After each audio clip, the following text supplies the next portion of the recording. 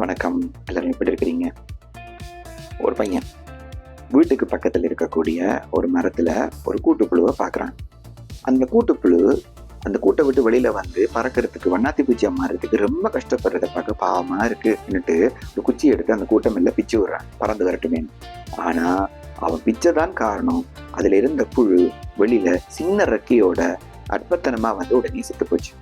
ஆனா பக்கத்து மரத்துல இதே மாதிரி கஷ்டப்பட்டுட்டு இருந்த ஒரு கூட்டுப்புழு அந்த கூட்டத்தான் திறக்கும் பொழுது அழகிய பெரிய தோகையுள்ள வண்ணாத்தி பூச்சியா பறந்து போறத பாக்குறான். அவனுக்கு ஆச்சரியம். நான் ஹெல்ப் பண்ண பூச்சி செத்து போச்சு, நான் ஹெல்ப் பண்ணாத போது அது அழகா பறந்து போச்சு, இதுக்கு என்ன காரணம்? அம்மாட்ட போய் கேட்போன்னு போய் கேட்கிறான். அம்மா சொன்ன பதில் தான் எனக்கும் உங்களுக்குமான பதில்.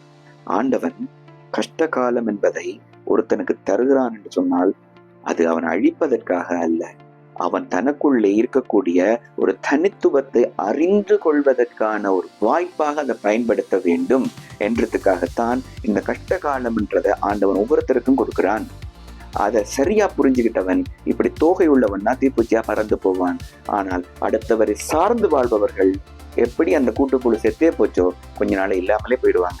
நீங்க ஒரு வரலாறு ஆகணும்னா, உங்களுக்குள்ள ஒரு தனித்துவம் வரணும்னா இந்த கஷ்ட காலத்தை சரியா பயன்படுத்துங்க.